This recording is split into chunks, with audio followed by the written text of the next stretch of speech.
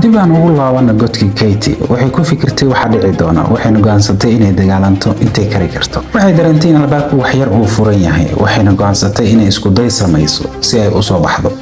ugu dambeyntii waxaan laad ku dhuftay albaabkii oo aan damcay inaan ka soo baxo. Kind of safely exit. Katie tani waxay ahayd horumar ay ku fikirtay in ugu dambeyn ay heli karto habkii ama qaabkii ay uga soo bixi lahayd. Waxaan isku dayay inaan galo shelfiska oo aan ka eego bal haddii aan ka helayo waxaan naftayda ku difaaco.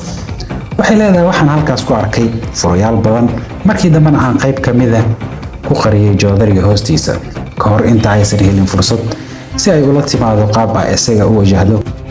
ayay maqashay isaga oo soo socdo sababtoo ah aad bay u daahday. markii ay bilaabatay jawaqdiisa oo ay sii xoogaysatay isla markii uu soo degay wuxuu arkay albaabkii oo furan kadib uu ikufsaday markii ugu horeysay. inta ka hartay waqtigeedii afduubka wuu weerari jiray maalin kasta laakiin ixtiraamka Katie awgeed ma dabooli doonto weerarada xiga. During any of her subsequent assaults. laakiin waxaan ka daawaday TV-ga 24 saac waxay ahayd warkii aan arkay in booliiska ay ogaadeen halka laga soo wacay. waxay kaloo ogaadeen in hore loo duubay codka.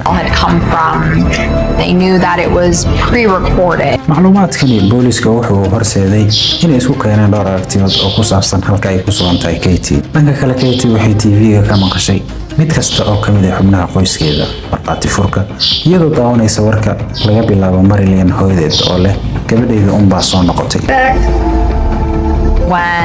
markii aan warka ku arkay Marilyn waxaan filayaa inaan aad u ooyay waayo waxaan dhihiga ku arkay inay ii xiistay oo ay doonayso in la helo. taasi waxay i siisay xoogaa nasasho iyo rajo ah. That gave me some relief and some hope.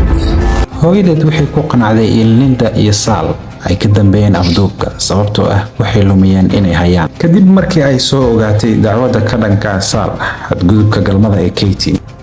Sal wuxuu leeyahay walwalka ugu weyn ayaa ahaa inaan helno ilmahan. waad ogtahay sidaas ayaa inoo fiican annagaba. waxay leedahay Sal oo ah Linda ninkeeda uu warka ku sheegay inuu doonayo inuu helo waan xanaaqay. haddii uu jiro qof sabab u ah in iyada la afduubo ama la dilo waa Sal kan lagu soo oogay dambiyo culus iyo xadgudubyo galmo ah. laakiin Fron aad ugu madegdegin inuu ku boodo gabagabada sababo wanaagsan uu ku rumaysto Marilyn kaliya aysan noqon karin dambiilaha.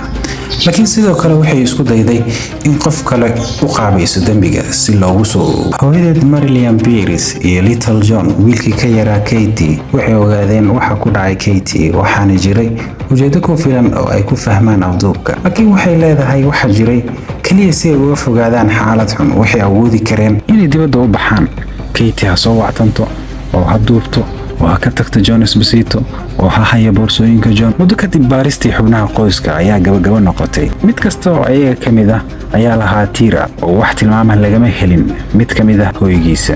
markaa booliiska waxay bilaabeen inay eegaan ninkii ugu dambeeyay oo liiska ku jiray oo laga shakisanay. baarayaashu waxay dib u raaceen raadkii John Esposito laakiin 30 daqiiqo ilaa saacad taasoo aanan si buuxda u sharaxi karin ayaan sugnay. waxaan warqad baaritaan ka helnay guriga John Esposito oo aan si buuxda u baarnay laakiin ma jirin wax caddayn oo dambi ah. baaritaanka asalka wuxuu yimid maalinkii xigtay wuxuuna noqday mid shaki badan abuuray. markii ay la xiriireen ururka Big Brother Big Sister Association Program barnaamijkan wuxuu tuhmanuhu ku faanay inuu ka mid yahay. waxay ogaadeen runta madow ee Big John Esposito wuxuu isku sawiray walaalka weyn. dambaarayaashu waxay ogaadeen inuu isku dayay inuu ku biiro ururkaas waxayna ku sameeyeen baaritaan taariikhi ah. waxaanu ogaanay inuu ku lug lahaa afduub ilmo yar oo 7 jir ah 15 sano ka hor intaan la helin. cadaadiska ayaanu ku kordhinay meel kasta uu taagnaa waan daba galnay. tani waxay soo jiidatay dareenka warbaahinta kuwaas oo sidoo kale bilaabay inay tagaan gurigiisa. sidoo kale booliiska waxay baareen hantida John Esposito guriga weyn iyo meesha uu ku noolaa. waan ogaa in tuhmanuhu koowaad uu ahaa John Esposito oo haddii aadan weli khiyaasin afduubuhu wuxuu ahaa dhab ahaantii John Esposito aka Big John oo ahaa ninka ay Katie ugu yeertay saaxiibkeeda ugu wanaagsan ayaa dhab ahaantii qorsheeyay oo maleegay ilaa maalinkii ugu dambeeyay. Big John wuxuu ahaa qofkii ugu dambeeyay ee aan qiyaasi karo inuu sidaan weligay ugu samaynayn. Katie way ku faraxsaneed in booliiska ay helaan wadadii saxda ahayd laakiin waqtigan Veron ma haya wax uu ku eedeeyo Esposito, xitaa wax fikira kama hayo Katie waxa ku dhacay. And even worse, he still had no idea what he did with Katie. maalmo kadib Katie waxay ku soo toostay godka Esposito, wuxuu qoorta iiga xiray silsilad. waxaan xaqiiqsaday in furaha aan hayay uu ahaa kan saxda ee qufulka, sidaas darteed waxaan awooday inaan ugu yaraan aan nafteyda sii daayo. So I was able to at least release myself.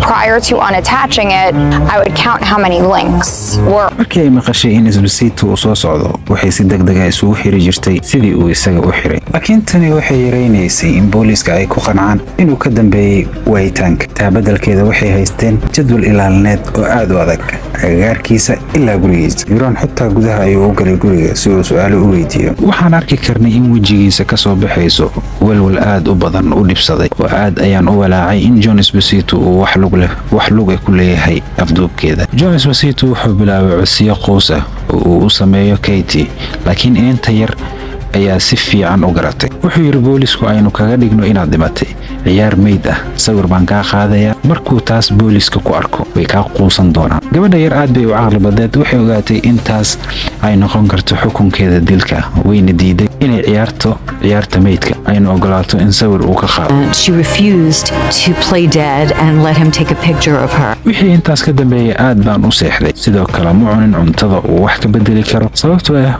waxaan ka baqayay inuu wax ku shubo sida kaniiniga hurdada si uu u helo sawirka si boolisku u joojiyaan baaritaanka. In the food, a sedative, a sleeping pill, something, so that way he was able to get the photo that he wanted, so the police would stop looking for me. intaas kadib Katie waxay go'aansatay inay ka hortagto si ay su'aalo u weydiiso si ay u ogaato waalidada ka dambaysa ficilkiisa xun. How I was going to go to school, what I was going to do to survive. I wanted to get married and have kids, and he would always have witty remarks. ugu dambeyn culisada ayaa ku sii kordhay. wuxuu la hadlay qareenkiisa, wuxuu ku yiri waxaan hayaa wax aad muhiim u ah inaan u sheego. wuxuu yiri waxaan ogahay halka ay Katie joogto. wuxuu yiri waxay ka dambaysaa gidaarka. halkan waa meesha Veron iyo qof kasta oo ku lug leh kiiska ay fahmeen in John Esposito uusan ahayn kaliya afduube, laakiin uu yahay maskax yaqaan dhab ah. Escorted police. Esposito waxaa watay booliska iyo qareenka degmada. sida muuqata arrintani wuxuu ku jiray diyaargarow sanado badan ka hor inta uusan qaadin. ugu dambeyn Veron wuu jiriyay derbi. Katie ma rumaysan karin waxa ku dhacay iyada.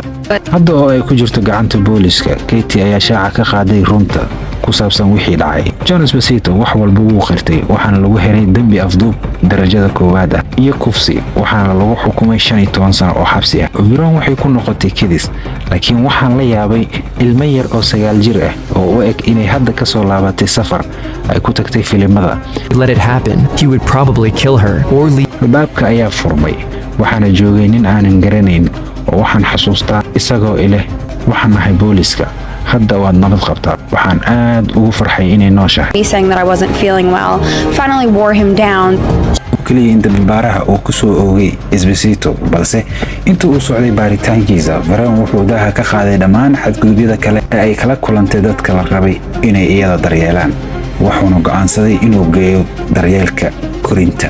waxaa sidoo kale ay si guula xabsiga u dhigeen adeerkeed Sal. ilaa maanta Katie had iyo jeer waxay u mahadcelin doontaa Veron maadaama uu badbaadiyay. dhammaadkii waxay ahayd badbaado run ah oo ay diiday inay hoos u dhigaan wixii ay soo martay. taas beddelkeeda waxay gaartay wax kasta oo weligeed rajaynaysay. noloshayda waa tii aan weligay doonayay. hadda waxaan leeyahay 2 waalid oo jecel iyo nin iyo 2 caruur ah iyo qoys cajiib ah. wuxuu damcay inuu dabin ku qabsado ee uu isticmaalo, balse way isxoreysay. maanta waa qoraaga ugu iibka badan, waxayna la shaqaysaa xarunta qaranka ee caruurta laga maqan yahay iyo kuwa laga faa'iideysto. waxay leedahay Katie waxay la tahay in sheekada qaybta ugu wanaagsan ay tahay ogaanshaha inaad soo kaban karto oo aad adkeysan karto noloshaaduna waa 100% sida aad adiga ka dhigato.